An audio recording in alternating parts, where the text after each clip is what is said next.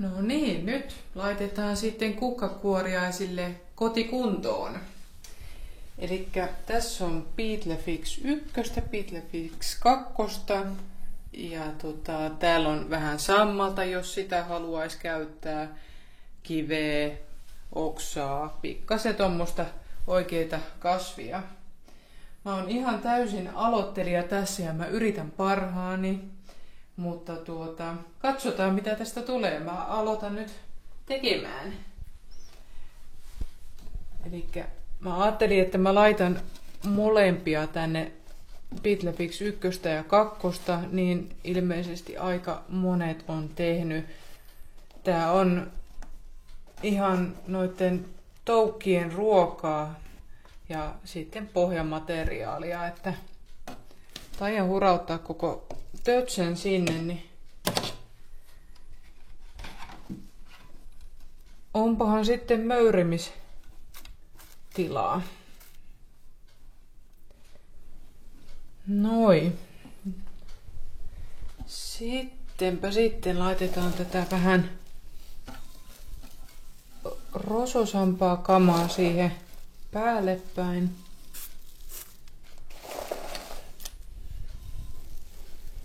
Täältä tuleekin semmonen jännä metsän tuoksu, kun täällä on tätä lehtipuuainesta. Ei nyt mikään oikeastaan paha, mutta tälleen tuoreeltaan niin aika voimakas kuitenkin.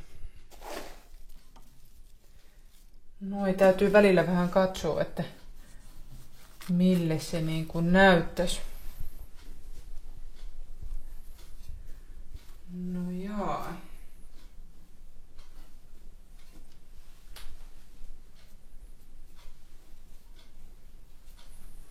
Jos tuolla vaikka aloittaisi nyt ja saahan sitä laitettua lisää, jos tarvii. Mulla oli semmoinen ajatus, että mä laittaisin tommosen pienen kiven tuonne ja siihen päälle vähän tuommoista sammalta. No tää on ilmeisesti vähän nyt enemmän tämmöistä sammakokamaa, mutta tää on ihan puhdasta lemmikkikaupasta. En oo käynyt mettästä hakemassa, että ihan turvotin tuossa vedellä justiinsa. Ja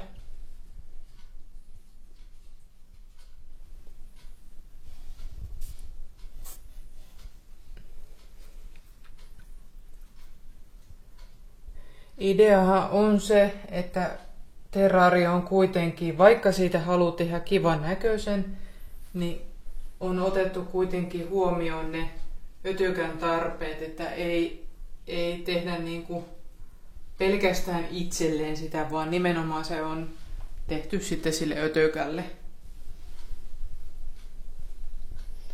Tätä sammalta nyt on niin paljon tässä, että tätä voisi jakaa vaikka pitkin kyliä, mutta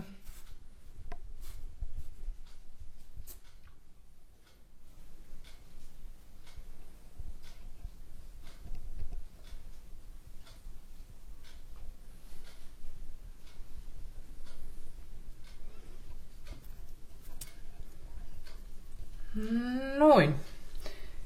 Mä ajattelin sitä, että kun tätähän täytyy kostuttaa tätä terraarioa ihan päivittäin, niin jos toi sammal vaikka auttaa siinä, että pitämään sitä kosteuttakin pikkasen paremmin yllä, en tiedä, mutta toivottavasti siitä nyt ei ainakaan mitään haittaa ole, vaikka semmoisen kokeilun tähän tekee. No sitten on ihan omalta pihalta käyty leikkaamassa tämmönen puhdas oksa, hetkonen. Katsotaan, että se tulee silleen oikein päin sinne. Tää on hyvä, kun tän terrarion saa auki tuosta päältäkin, niin sitä pystyy aina vähän paremmin sumplimaan. Jaha.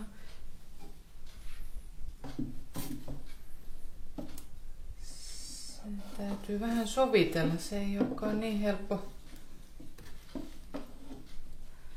No jaa, olisiko se jotakuinkin noin? Tuntuu, että ainakin tukevasti, että vaikka siinä möyris, niin se ei pääse niinku kaatumaan tonne päin. Ja nyt ei. Joo, kyllä. Kokeillaan tollain. No nyt mä tein tämmöisen oman viritelmän tähän. Mulla ei ollut parempaa kuppia tähän hätään, mutta otin tämmöisen muovikupin ja laitoin kelmuun päälle. No sit siellä on ihan tietysti vettä joo ja laitoin tuosta kultaköynnöstä. Se on myrkytön kasvi. Sitä käytän tuossa meidän liskonkin terraariossa ja on hyvin uskaltanut sen siellä pitää. Niin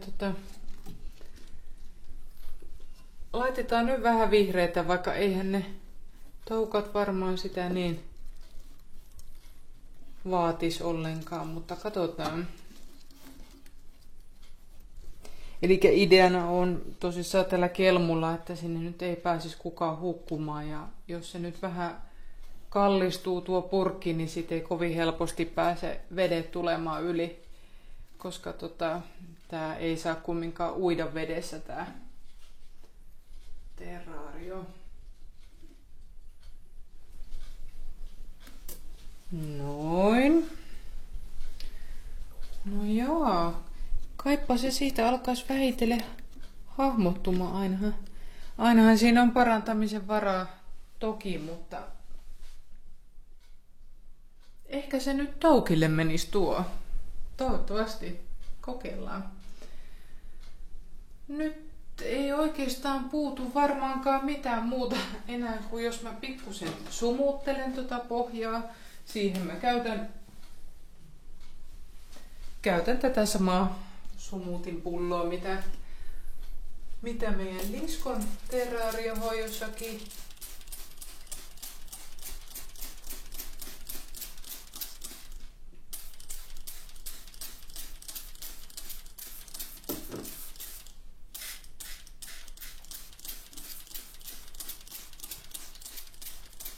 Nyt tällä hetkellä on se tilanne, että meille on tulossa tähän päälle valokansi. Siitä saadaan pientä valoa sinne, mutta ei nyt saatu vielä samaan tilaukseen tätä lamppua, mutta tulossa on. Ja kosteusmittari meinataan hankkia kanssa, että näillehän on suositeltu, että semmoinen 60-80% olisi se ilman kosteus. Niin kyllähän se on helpompi sitten päätellä, mitä siellä on kosteutta, kun on kunnon mittarit, mutta hoidetaan asia, kyllä tulee. Mutta nyt vaan täytyy muistaa tämä sumuttelu sitten ihan hoitaa näin. Ja katsellaan joo, nyt minusta tuntuu, että me ollaan sitä vailla valmiita, että me kotiutetaan. Eli siis Kamerunin punapää kukkakuoriainen on tämä meidän toukka. Eli siis toukka, ei kuoriainen vielä. Eilen kun saatiin nuo toukat kotiin, niin siinä tohkeessani koskin toukkaan ihan paljain käsin. Ja sitten jälkikäteen tajusin, että niin ei periaatteessa olisi saanut tehdä, vaan mieluummin otetaan vaikka hanskat tai jos saadaan jollain tikulla tai jollain näin siirrettyä, niin ihan hyvä sekin. Mutta siis siinä on se, että se toukan iho tai mitä se nyt on, niin se ei välttämättä kestä niitä aineita, mitä voi tulla ihmisen käsien mukana. Voi olla saippua, käsivoiteita, tämmöisiä aineita, niin vältetään sitä paljan käsin käsittelyä, mutta todellakin siis minä olen aivan aloittelija, että varmasti teen virheitä ihan, vaikka en tarkoita tehdä virheitä, mutta opettelen kyllä.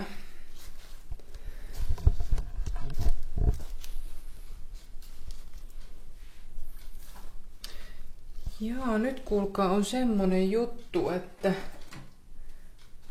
on niin piilossa nämä kaverit, että täytyy vähän tyhjentää tätä alkuperäistä kippua tänne.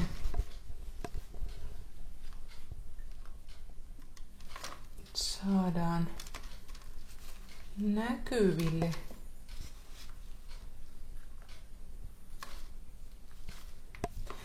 Siis tämmöistä kompostikamahan pystyy tekemään ihan itse. Ja jotain kompostikamaa mulla tuolla ulkona onkin, mutta kun mä en nyt tällä hetkellä ole aivan varma, että se on puhdasta tavaraa, niin en uskalla sitä ottaa käyttöön, vaan otan kaupasta saatavaa. Jaha, ensimmäinen asukki.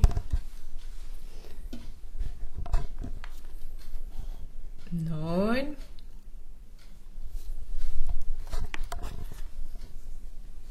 Oi hyvänen aika, siellä mennään lujaa. Heti piiloon. Laitetaan kaveri perässä.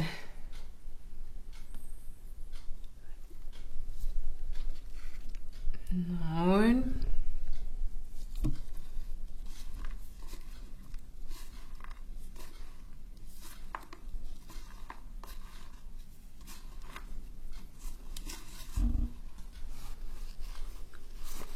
Ja sieltä viimeinen.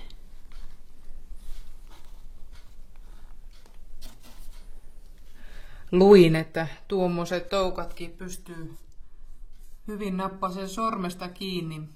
Niillä on aika vahvat leuat, mutta en mä pelkäisi kyllä tuommoisia, mutta tosissaan ihan niiden parhaaksi otin hanskat käyttöön.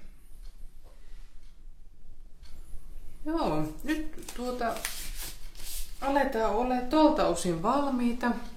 Mä laitan tosta yläkannen kiinni ja ovet kiinni ja vähän kosteutta vielä lisää ja katsotaan miten se kehittyy. Voi se olla, että tässä vielä keksii jotain uutta muutosta, mutta aloitetaan näin.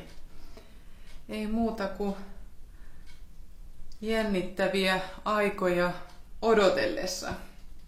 Heippa!